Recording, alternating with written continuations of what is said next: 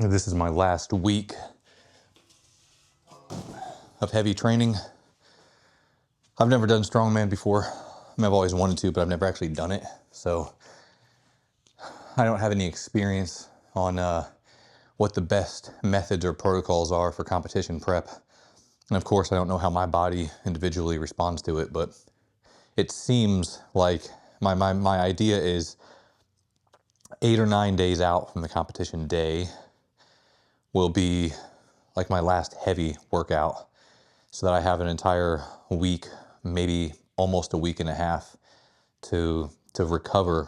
My CNS can recover, everything can recover from the heavier lifting, but I still need the neurological adaptation from the movement patterns. So I'll still train leading up to the competition, but that final week before the competition is going to be lightweight, where I'm just movement patterns. Like, for example, with a log press is very difficult if you don't have experience with it. For me, the weight has not been the issue. My biggest struggle with log press has been just trying to figure out how to move this big, awkward thing. So I can't risk not doing any log press at all for a week and a half and, detraining from it and then hoping I can perform on the day. So another thing I need to try to do is I need to see if I can actually get good at the split jerk, or maybe the squat jerk or something, because when I do log press, I do it the way I would do with any barbell. Either I'm doing it strict, where there's no movement for my legs at all, or my knees stay stiff, but I do a little bit of toe drive just to kind of get it moving, and then I press. Or when the weight gets heavy, I'm just doing a push press. But even then, I don't have a lot of past experience with push press, so it's not this crazy explosive movement. I don't get a ton out of it. Obviously, I get some out of it, or I wouldn't do it. But I mean, I squat about to here, and then I drive up and push. And I see the other guys posting on Instagram and YouTube the way they're training, guys I'm going to be competing against, and they are all very proficient at that split jerk technique to really drop under the bar. And for me, that's what's limiting, is I'm limited by how much I can end up just kind of pressing overhead. Whether it's a push press or not, it's a matter of what can I drive to lockout. Whereas if all I had to do was kind of throw it up off my body and I could drop down below it, I would obviously immediately be able to do more weight. So it feels awkward as hell. In my head, it's things like, oh, that should be an easy thing to do. I'll do that, no problem. I'll just figure it out. And then as soon as I got that bar on my chest, it's like a deer in the headlights. Like, I have no idea how I'm supposed to jerk this. So we'll see.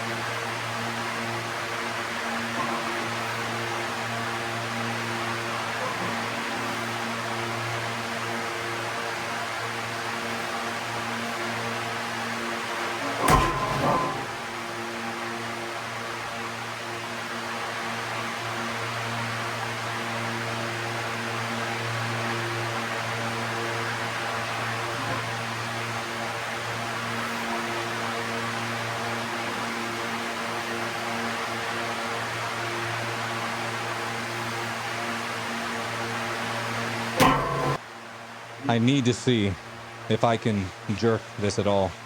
I didn't do a video, but I tried to do a jerk with a lighter weight with just the bar. It's just, I don't know, I can't reverse my weight. I can't get under it. So, you know, maybe adding more weight and putting myself in danger is the magic solution. I guess we'll see.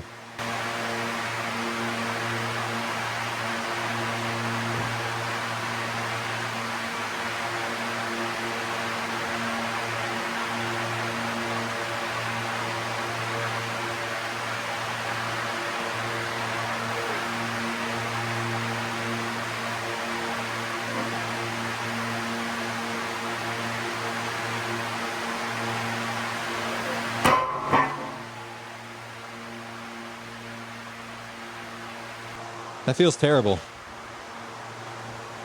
It's like even just in my head, the thought that I need to drop down, I just lose all my stability. I'm still not dropping down. I'm physically unable, like I can't get myself to drop.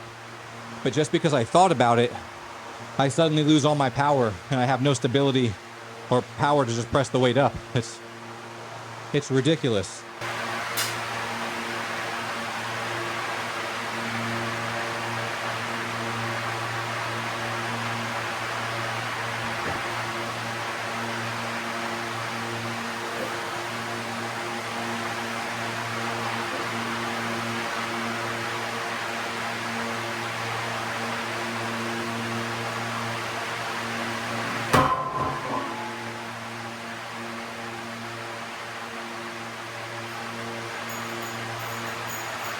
All right, I dropped it back down to just the empty bar. This empty bar weighs 80 kilograms. I made it myself. If you don't follow me on Instagram, I posted some photos and stuff there. But just at work in my spare time, I took old scrap steel from different buildings we had demolished. And again, in my spare time between different projects, I slowly built this thing up. But the photos I have on my Instagram show that the bar itself, the log bar itself, weighed 78 kilos. It was technically 78 point something, I can't remember. It was a little over 78, and I just called it 78. And you can actually see that written on the inside here. But then after I added all the paint to it, and then I wrapped the ends in a bunch of duct tape to protect the tape, since that's the end that it hits all the time. And then I wrapped the middle in a few rolls of athletic tape. And then I added this, the handles too. I added the handles, athletic tape to the handles since there was no knurling or grip. And then I also added this hardware here. These are these big, thick rubber stoppers on either end with the bolts and the nuts and the bolts and the lock washers and regular washers that go through there. In between all the stuff I've added, it's now about 80 kilograms. So I'm going to go ahead and use this 80 and see if I can force myself to actually drop under the bar. It goes against every instinct I have to knowingly and willingly drop myself under the bar as it's above me, but I'm gonna see if I can make myself do it.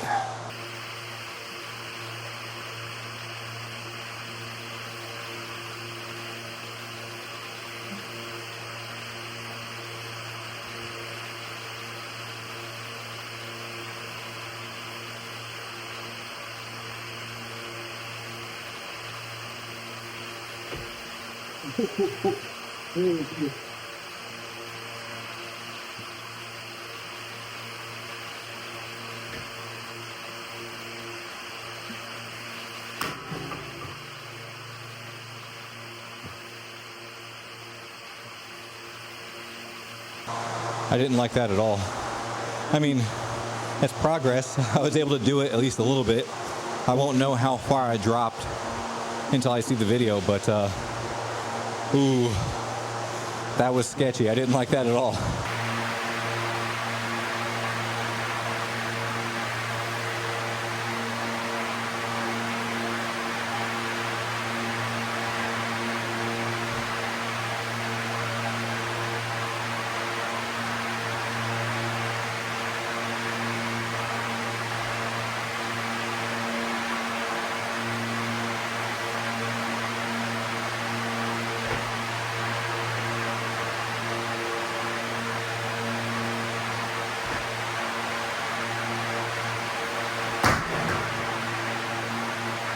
Shut this fan off because again, I have no idea how bad this audio is going to be until I actually watch the videos. But got my tacky here. Don't know. Might use a little bit just so I can get more reps in. And then I've got this just 3M tape to wrap my forearms. You know, I've been loading the bar to about here, usually between 120 or 125 centimeters, and I'll get the Atlas up over the bar. But I'm pretty proficient with that now. I can get this Atlas to the shoulder. All that's pretty good. So I'm not even going to worry about the bar today. I'm just going to worry about getting it off the ground and just getting that extension up to a standing position, and then going back down and seeing if I can do some reps with that. All right, I changed my shirt. The shirt I was wearing before is a jersey that I got, and I was actually really surprised. I got it because it was on sale. I've never owned any Gasp clothing before, but that jersey was like clearanced out. I think I paid like $5 or $8 for it, something like that. And I like jerseys, so I was like, oh yeah, I'll grab that. It'll help hide the love handles, you know. It's loose around the waist, and it'll help me cope with the weight gain. But since I've had it, I've started to really like it. It's actually a pretty good material. And as much as I've trained in it and I've washed it over and over again, not really taking special care of it, none of the lettering has come off. Like, it's in good shape. So, but the stones, between the stone itself and the nature of it kind of grinding into the shirt and then pulling down and tugging as you're trying to get it up, and the tacky grabbing, like this I used for stones last time, and not only is it all stained, but there's actually holes, like these tears all over the shirt from the stones and the tacky. So I don't want that to happen to that jersey. So back to the white shirt. I don't know if I'll use a belt or not. A belt theoretically should help, but I'm typically doing it beltless so I can get used to the movement and not feel restricted. And then a couple weeks ago I tried putting on my soft belt, and it felt fine, but it didn't feel like it was actually making much of a difference as far as like how good the movement felt. So I don't know, I might toss the belt on. We'll see. It feels like I'm okay without it though.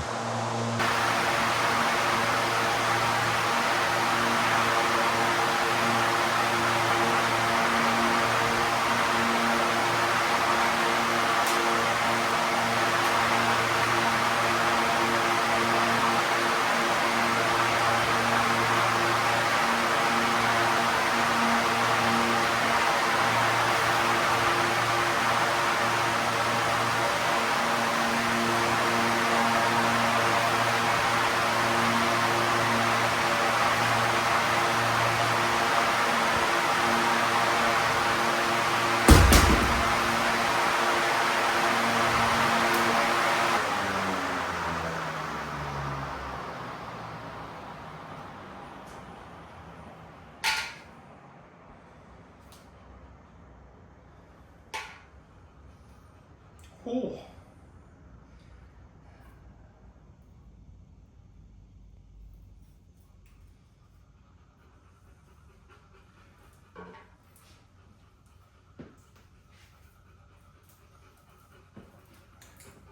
I've never used tacky before I bought this stuff, and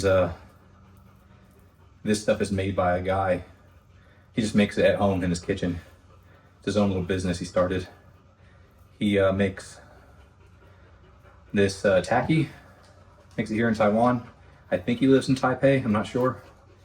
And he also makes like tacky remover, spray, and I think he makes or at least repackages, I'm not sure, smelling salts. I think that might be it. Like, it's his main thing is, you know, smelling salts, tacky, and tacky remover. And he's gone through a couple different formulas, he told me. Each iteration he tries to improve on it a bit. So I don't know how similar or dissimilar this is from typical tacky. I know as much as anybody else does about it, like a casual, because that's what I am. I know that strongmen are really particular about which tacky they use. I know certain tackies are like notoriously have negative reputations. For people to talk about spider tacky being terrible, but I don't know why. This stuff consistency wise, like when I look at it and I see the way it reacts to me touching it, it seems like it's way softer and less tough than typical tacky. Like I watch strongmen use tacky in other videos, and it's like this real thick, snotty type of stuff, and they can stretch it out, and it creates a string. This ain't it. This is just kind of like, I mean, it's sticky, but if I put a little bit too much on my hand, it also is slippery. Like it'll slide off. It's almost like it's hard to describe, but it technically helps. So I use it. It's nice.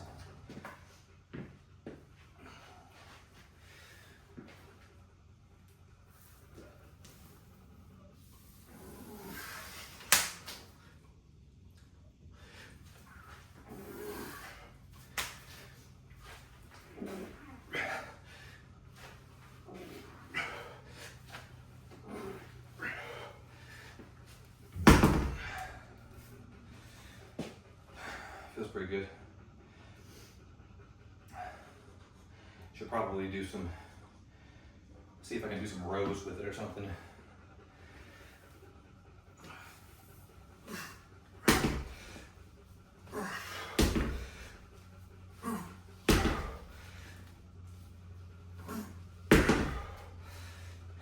Yeah, feels all right. I really need to turn that fan back on. This is my home gym in Taiwan. And it's still, I don't know if it's technically summer still, or if it's officially like autumn, fall, but it's still brutally hot right now. Brutally hot. I'm on the 3rd floor of this house with just a thin metal roof above me. No real insulation. So it heats up like an oven in here. I mean, when I first come in here, it's like a heat wave. It's brutally hot. And of course, there's no real circulation. So this fan, as obnoxious as it is, because it's so big and loud, it really does take the edge off. Like, it helps. It just sucks that it takes up that entire corner back there. And it's so ridiculously loud. I'm gonna go turn it back on though, because, oh, goddamn.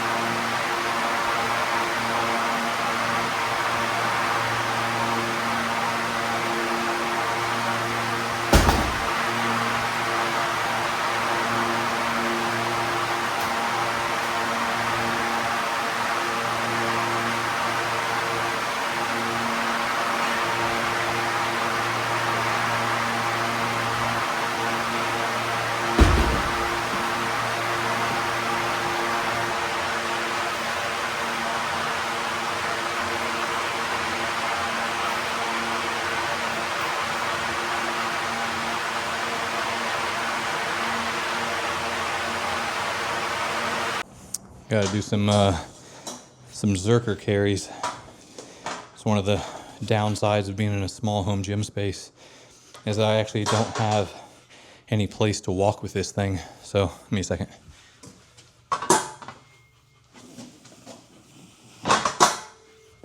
So, I have to do this like walking, a bunch of sweat in my eyes. Damn, sweating a ton. Do a bunch of this like marching in place type of stuff, which I know from experience is not a direct replacement for actually walking.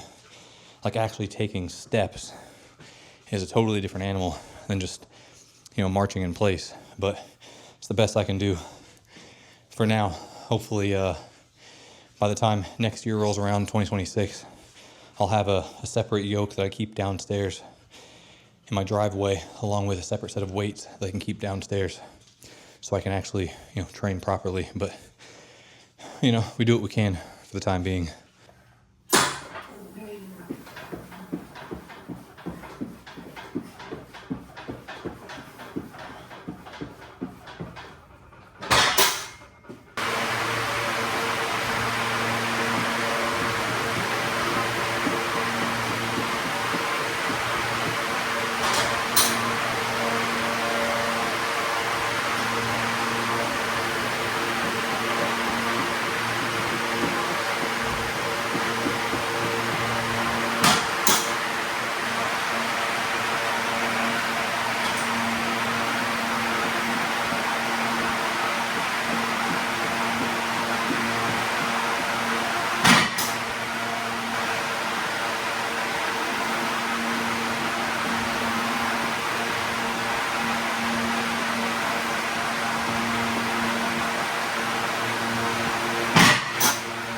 I'm going to finish up with some,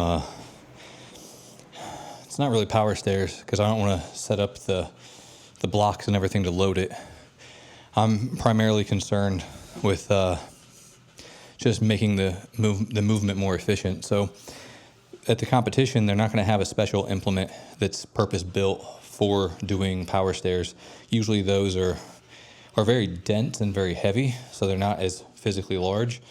And most of the time, the diameter is not as big. So because the diameter is smaller, it allows you to get basically a normal stance and have the thing between your feet. And then as soon as you pull up, you can easily lock your knees behind it and throw it forward. But with this, like they're going to have at the competition, because the diameter of the plates, or full-size plates, is 45 centimeters or about 18-inch diameter, it means that you really have an awkward, difficult time getting it up. Because if I try to make it so that my knees naturally, when I'm just standing straight up, are narrower than the plates and would then, be able to press against it, my feet aren't wide enough. So the thing's way out in front of my toes, and I have to lean forward. And of course, that tosses me up on my toes, and I can't maintain balance. And because of that long lever arm, it makes it artificially feel heavier than it already is, which is very heavy. So then you say, okay, well, I'll just open my stance up, almost like I'm doing sumo or something. But of course, as you see, if I try to pull it straight up, it's just going to hit my knees because my knees are still narrower. So in order to have your stance wide enough that your knees are out of the way and you can actually get over the thing, you pull it up. Well, now it's not very high off the ground, and you also can't get your legs behind it. So you'd have to try to wobble it up and then get your knees behind it and then throw it up. And it's practically speaking, that's not a very effective way to do it, even if you could do it, especially because you have to then load it onto a stair and then do it again, then load it onto the next stair and do it again. So it's this fine-tuned balance of okay, I'll get my feet as close to it as I can, and then I'll have to push my knees out so that they're out of the way, and then I have to try to pull this thing up and actually be out forward of my center of gravity a little bit, my hips push back so it can clear my knees, and then I can lock the knees behind it and then lean and push it forward. So it's difficult to explain, and it's even more difficult to actually do. It seems like it'd be simple enough until you try it, especially with challenging weight. When the weight's light, you can maneuver it, do whatever you want. You can do all sorts of goofy stuff if a weight is light. But when it weighs more than you do, considerably more than you do, and it's this big and bulky and awkward,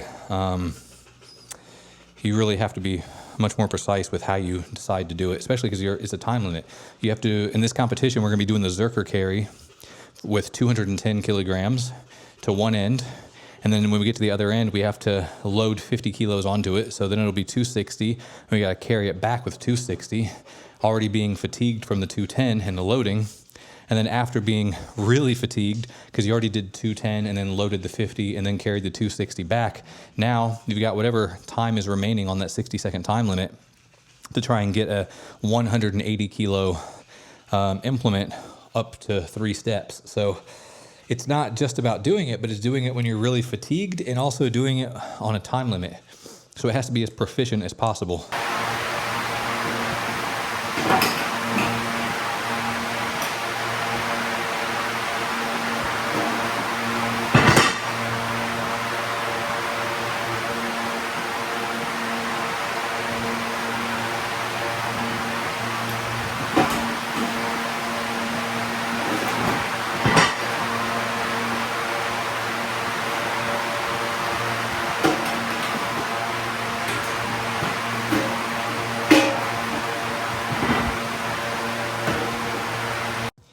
All right, I decided to set up this little stool because, hey, why not? Now this is actually higher than the competition. The competition steps are going to be 30 centimeters high, which is pretty low steps, but it's going to be 30. And this one is 33, so it's a little bit higher than the steps in the competition will be. And the weight in the competition will be 180 kilos. This is about 186. Let me see. It's 20, 40, 60, 80, 1, 20, 40, 60, 80. And the handle assembly weighs like 6.5 or 7. So we'll call it 186 kilos. So yeah, this is a little bit heavier than the implement in the competition. And the step is a little bit higher than the implement in the competition. And I didn't feel like I was in danger of not getting it. It felt a little bit awkward because it's a very awkward implement. And this is the end of my workout, so I'm tired. But that's the same in the competition. I'm going to be tired at the competition as well. But considering this is heavier than the competition implement, and I loaded it 3 times onto a step that is higher than the competition step, I feel like it's a good day.